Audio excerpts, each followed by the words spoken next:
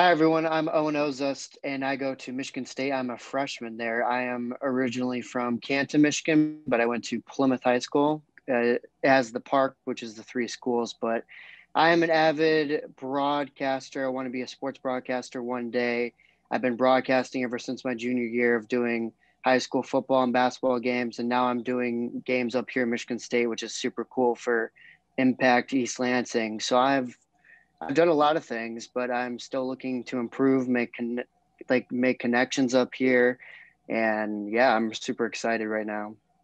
And I'm going to say something that's going to be completely contradictory to what we just spoke about. I made an assumption about where you went to high school, and I was wrong. You had the right school, I had the wrong state. Hmm. So, well, and you should have said, "What are you talking about?" But that's okay. We'll make it work some kind of way. All right. So at Michigan State, as you mentioned off air, this is the first time you've actually been in the dorms, even though you've completed a year outside of the dorm. So what's it like right now being on campus, sports and non-sports wise? Well, it's pretty interesting because as like a reporter, I guess I could call myself that, but I get to go to the games and not everyone else does. Everyone's like, I'm kind of like a celebrity here, I guess, in a sense, because I actually get to go to the games I've and seen that everybody's guy on like, what's it TV. like? What's it like? Yeah. But I literally can see the Breslin out my window, so that's very cool. But it's definitely been interesting. Dorm life is a little different than it usually is. Normally, I would have a roommate, but here at Michigan State, because of COVID protocols, everybody's got their rooms to themselves. And recently, about I believe it's Saturday, we've gone into like this little mini quarantine thing in the dorms. We're not allowed to go into other dorms and stuff. So you're just kind of, I wouldn't say isolated because you can go out and about, but like gyms are shut down, so I can't work out. But I'm still out and about doing broadcasting, so that's kind of my thing to go places. I'm doing the women's basketball game on Thursday tomorrow for MSU versus Illinois, and then I'm doing the men's game for Nebraska and MSU on Saturday. So I'm excited for that. Okay, and you mentioned a couple other sports that you've covered. What else are you looking at there? So Saturday I got to do gymnastics for the very first time. I I'm not gonna lie, I didn't know a ton about gymnastics, but all week I was just grinding. I interviewed Leah Mitchell, who goes here. She's a star gymnast. I got to interview her. I've just been just picking the minds of gymnasts around here in the dorms that used to do gymnastics in high school. I just got to learn a lot of the cool things about gymnastics, and I really just kind of got this appreciation here. I'm hoping to do baseball here in the spring for covering it because I actually played baseball for Plymouth High School for all 4 years as as a high schooler, and then also I plan on covering football as well for the fall once they open things back up. And I'm just looking to do pretty much any sport I can get my hands in. I also did a hockey game on Friday as well. So Well, you're approaching it right. I had the chance to talk to Ted Robinson, who's been in broadcasting for decades, and he said he was covering the Olympics when he's worked for the tennis channel now. He was covering the Olympics, and they said the guy that's supposed to be doing synchronized swimming or rhythmic gymnastics, one of the two, said this got ill, and can you cover that? And he's like, I can do anything as long as I have a co-host that knows what's going on. I can get in and out of commercials. I can get here. I can get there. I learn the mechanics of like you did, and then I can figure it out as we go because a sport is a sport is a sport is a sport. Now there's different nuances to different things here and there, but once you become immersed in what you're doing, like you're trying to do now, or seem to be doing now, it's easier to go from one sport to another because you know, hey, this guy did this girl did that, boom, boom, boom. You connect the dots, and it's more than just giving the scores. You have to know something, but it's pretty cool the way you're doing it. yeah, and I'm just trying to learn as many sports as possible. I'm trying to follow as many sports as possible. Hopefully, I can do volleyball up here as well. I know some volleyball. I know mixed martial arts. I'm a big UFC fan, so I like if I can broadcast any sport out there, then I feel like that's going to open up so many job opportunities compared to other people that can only do football or basketball. And then maybe those opportunities, like if I started with volleyball for MSU here as a job, and then I work my way up to like football, or I don't know, anything could lead to anything, you know? Well, and the beauty of sports is there are so many different diverse things that you can talk about. We've talked to people about luge, skeleton, and bobsled, which if you don't know, you're going to assume they're all basically the same thing.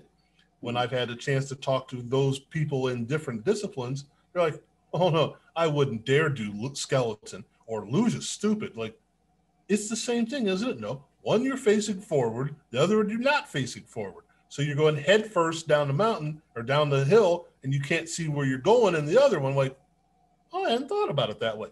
It's pretty obvious once you talk to somebody about it, but you don't really think about it. One you're doing one, the other, another one you're in a car. Okay, so you understand that it's pretty different. Just like the difference between soccer and say lacrosse or field hockey or whatever, there's a little bit of difference here and there. So you're getting to figure that out. That's cool.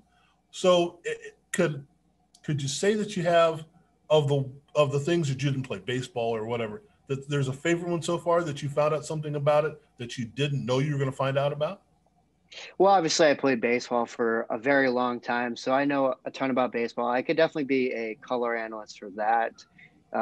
When it comes up here, just trying to work my way into the broadcast. But I've learned, I would say, so much about football junior year. I didn't know a ton about football. Like, obviously, I watched NFL and I watched Spartan football.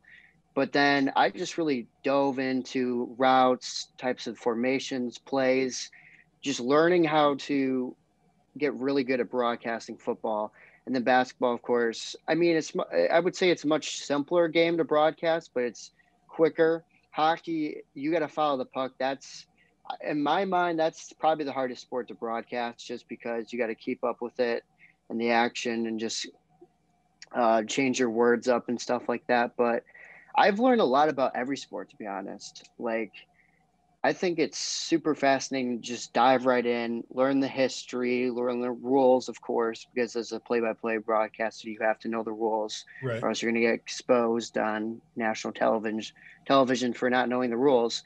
And then just like the mechanics and stuff, just trying to take it from a mind standpoint, being a coach, being a player, just interviewing people. I think, yeah, just learning everything I possibly can, because I know that I can always learn something new about a new sport or something like that, because I'm always just trying to get better in that sense.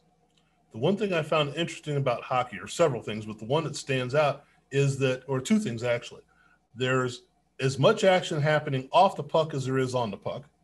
Mm-hmm. And if you're not paying attention, there'll be a whole new group of people coming in the game that you aren't paying attention to. It's Right. like, what line change? Wait, I was looking over here, and now those people aren't. Oh, what happened? You know, so you've got to pay attention to the entire game, and it means you have to keep the audience involved as well, which is pretty cool.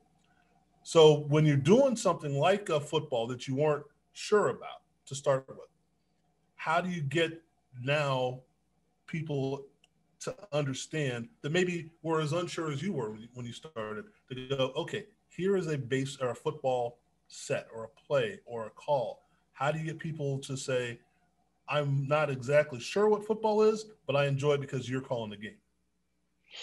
I just try to break it down. I've only done football on the radio, so I have not Mm-hmm. done yet on the TV, but I know that it's a lot more just letting the play out and just kind of choosing your words more carefully. Football, you're just diving right in. You're describing everything as much as possible, just painting the picture. You try to set the defensive formation. How many receivers are to someone's right or left? Are they going from the shotgun, under center? I try to break it down, just kind of the mindset too, as a player or a coach. What are you trying to do in third and short? Are you going to run it? Or third and long? Are you going to be conservative, depending on the situation? I try to, but I honestly, I learned from just listening to broadcasters like Jim Nance, Tony Romo, just watching YouTube videos, playing Madden, even because you got all Right. the That's a good formations one. on Right. there, reading books, uh, talking to players as well, just picking their minds at that kind of thing. I just learned like all those kinds of sports from just I don't know, videos, video games, just everything, just picking here and there, watching it, and like even broadcasting it. You might learn something new on the broadcast as well. Okay, now that we are in the midst of the basketball season, and this isn't a typical Michigan State basketball season, and obviously it's not a typical season for anyone at this point because we're still in the middle of all that's going on. What is, can you find or feel a mindset of what Michigan State basketball is right now? Is Coach Izzo, are they upset, depressed, or is it just power through and, hey, it's down here, but we're going to get better? Well, I was at Izzo's press conference. I've been going to these press conferences on Zoom. I went to his press conference on Tuesday, which is yesterday. And basically, he talked about how he's been, the word would be softer on his players. Because, Izzo, he's more of a fiery kind of guy. He's going to get in your face, going to yell at you. I remember he got like maybe in trouble with the media one time because he was screaming at Aaron Henry for not making like a play or whatever. But he said he's kind of had the kid gloves on. He decided to take them off a little bit because these players have been dealing with so much, not being able to see their Right. families, just all these situations that they've been thrust into this just weird situation. And he said that he's been trying to kind of ease up on them, and it hasn't really been working. But I mean, it's not the same Tom Izzo. Just watching the press conference, he almost looked, I don't know, defeated in a sense. Um, I don't know. He hasn't been the same. It's been weird. I don't know if COVID's had an effect on him because he had COVID. I believe it was back in November. So I Right. don't know if that's had some kind of lasting effect on him. But I think this whole pandemic has been just wearing down at Michigan State. And I feel like had there not been a pandemic, this Michigan State team would be a lot better. Right. Um, Izzo he talked about in the press conference about turning a corner. Someone asked, "Is this team finally turning a corner?" He said, "I don't know about that, but we showed encouraging signs because the offense was a lot better." He did complain about the calls because every time they touched Luka Garza or Nunji, they would immediately get a foul, and then Right. they've really put themselves in bad situations with that, sending players to the line way too much. They sent, I believe it was 35 times Iowa got to shoot free throws compared to Michigan State's like 20. So it's just numbers like that. He Another thing was Langford. He was really good in the first half, but then you could see just a guy that struggled with knee and leg injuries.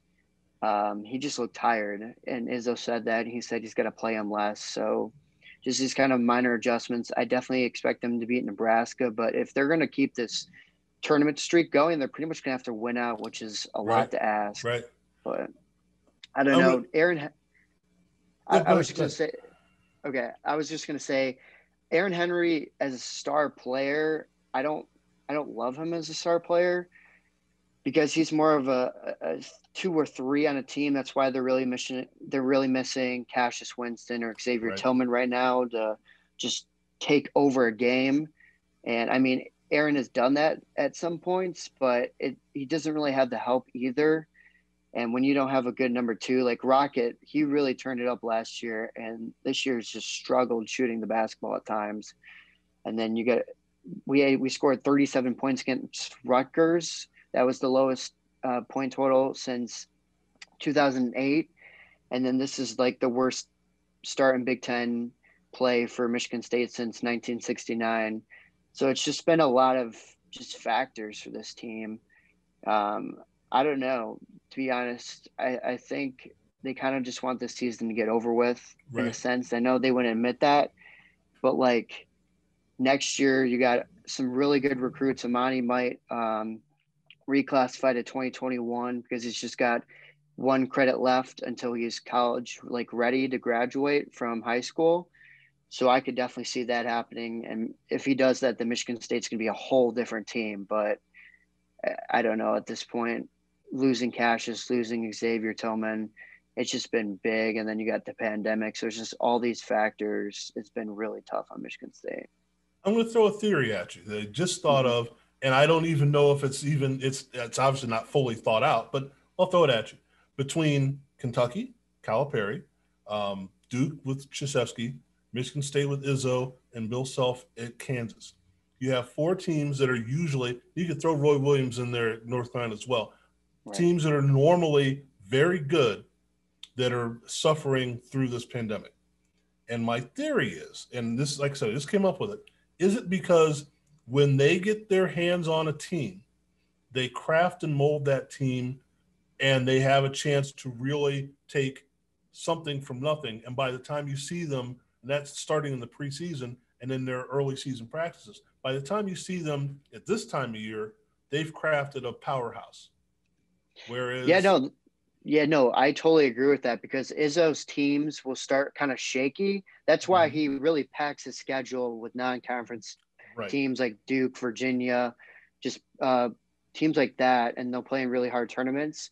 So then they can get better, and then by Big Ten play, they're ready to go. But then they went on a 3-week break because of some COVID cases with Langford.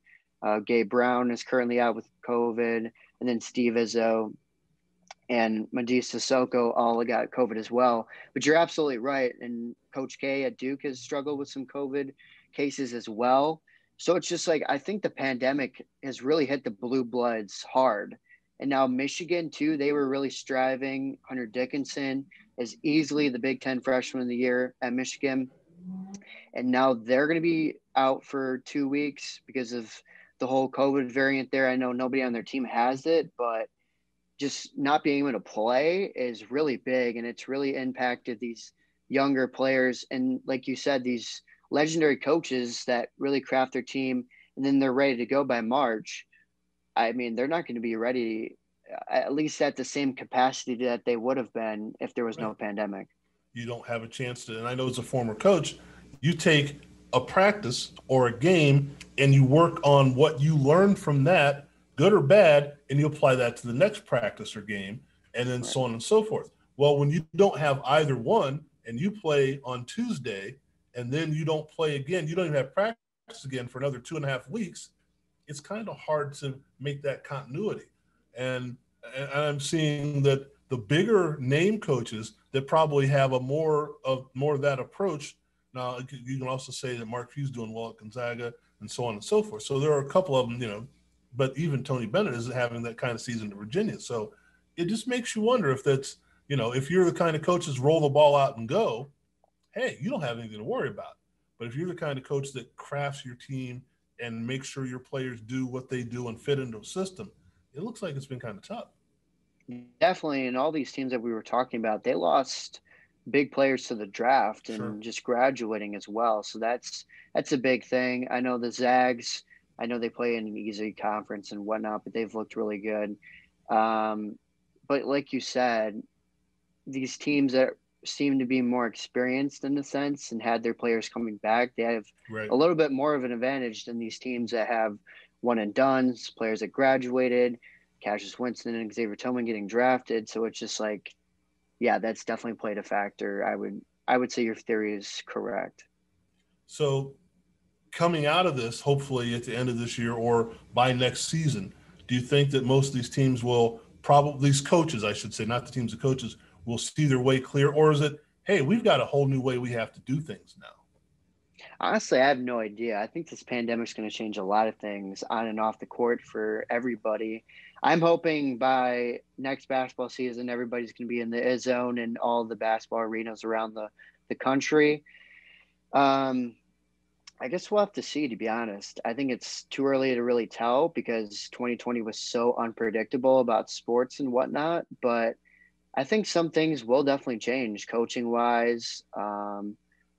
I don't know, to be honest. Like I can't sit here and be like, yes, this is definitely going to happen. Right. Coaches are going to change their way. I don't know. Some coaches might try to go back to the old way and some might try to go a new direction. I guess we'll have to see, to be honest. Well, now you mentioned you're able to attend the events. For those that don't know, what kind of protocol do you have to go through to be able to go to a basketball game? I mean, to be able to attend and broadcast a basketball game, or at least be there. Yeah, so Michigan State, they're really good about just making sure everything's safe. Um, you're not allowed to go down courtside with the players. Usually you can, but they kind of got that blocked off at the Right. moment. Um, I get tested every week, but that's just because of the dorms. You have to go and complete a COVID survey before you walk into an arena.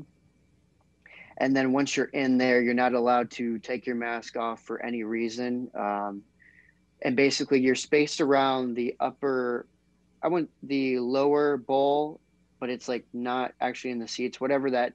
It's right around, along the concourse, Right. and you got your own table and whatnot. If you're a writer or a broadcaster, and then everybody's spaced around 6 feet, and then everybody's just kind of got their own section. So it's very safe. You're not allowed to eat or drink, but yeah, and then the players are just spaced off from everyone else because on like a couple weeks ago when I went to the Michigan State Maryland game where I was the writer for the women's basketball game, Aaron Henry and AJ Hogard were just watching the game in the stands. And a worker went over to Aaron and was like, "You got to stop eating. You got to pull your mask up." He kind of complained about that and then just left. So they're very cautious at Michigan State. But I mean, it worked for the most part. And then some of the team got COVID. But yeah, I mean, everybody's just trying to get it through it. Hopefully the cases are done here at Michigan State. But Izzo did say in his press conference when asked about future scheduling, he's like, "I have no idea. I don't know if we're going to play an entire Big Ten schedule or not." But there's a lot of questions right now at the university and stuff about scheduling. I mean, gymnastics had to cancel a meet. Women's basketball was out for 2 weeks as well, and they really showed that, losing badly to Maryland, who was the number 7 team in women's basketball in the NCAA, and then losing into Indiana as well, which is like the 15th ranked team. I don't know the exact ranking, but they've really struggled as well. And then wrestling at a meet canceled as well. So it's like all these sports have been affected, and it's just it's been really hard for the athletes. You can tell. I talked to Leah Mitchell for MSU gymnastics, and she was just talking about how it's been hard to adjust and stuff because she had COVID a month ago as well. And then your body's just not in the same shape. You got to get back to Right. that same form and everything. So it's just like all these factors that the athletes have been dealing with, not seeing your family as well. It's really hard. Like only a month ago, or it was like a month or 2 months ago, the families were actually allowed to go in the arena and watch their sons and daughters like at these events. It was only press at one point. So Right. it was good to see them. The funny thing is like you can tell when a mom or dad's yelling for Right. their son or daughter. It's really funny. Like I I remember like Aaron Henry threw down a dunk or something, and you could hear his mom yelling from like the stands somewhere. It was funny, but yeah. Well, I mean, it sounds like you're making the best of it, but of a difficult situation. Um, and I know there's no real saying what does the future hold, but if you were to look at this projecting out, let's forget COVID in a moment. Where do Right. you see this broadcasting thing taking you? Obviously, it's a circuitous route, but what would you like to see it take you to? Well, I would like to make as many connections as possible. Normally I would go associate, like talk with other broadcasters and whatnot, but like I guess one day the dream would be work for like Fox Sports or somewhere else around the country. If I could do minor league baseball one day, that would be cool. But just trying to get as much work in here at Michigan State, I've gotten a lot of great opportunities. I've been honestly kind of surprised that as a freshman, I gotten so many opportunities. I mean, I got into the J school at Syracuse, but that's a lot of money and everything. So I Right. decided to go here in state, save some money, and I've been able to broadcast basketball games, gymnastics meets right off the bat, and some events I actually get paid for it too, which is Cool. nice. And then I get to write and just attend these press conferences. So it's been kind of surreal in a fact.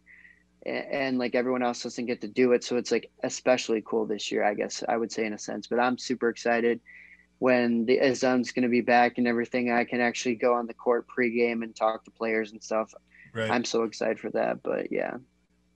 Well, Owen, I appreciate you taking the time and being able to squeeze the time in your schedule. That's pretty cool. Tell the people where they can find you, all the social media stuff, and all the stuff that you're looking at as far as, here's what I'm doing now. Yeah, so I'm on Twitter at Owen Oszust, Owen underscore Oszust. Oszust is spelled Oszust.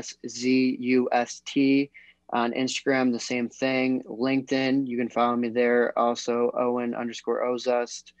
I'm pretty much on everything. Reach out to me if you want to connect. I am open to connecting with anyone. If you want to exchange tapes, I have some tapes that you could look at, or I'm always open to like learning from other broadcasters or writers, to learn as much as possible. I've been able to meet some really cool people here. So I'm really excited. Ellie Dickerson, I'm in her class. She's Dan Dickerson's um, wife, who is the play-by-play broadcaster for the Detroit Tigers on the radio.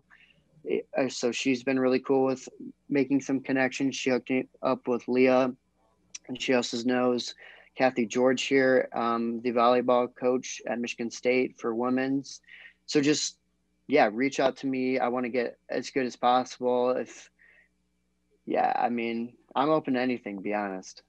Sounds good. And that's how you get to where you want to get to, is not limiting yourself. So very good. Well, I appreciate you being on, and we'll make sure you get this posted, and I'll stop stammering here. We'll make sure you get it to everybody, and we'll go from there. Sounds good to All me. right. Thank Thank you, you. sir.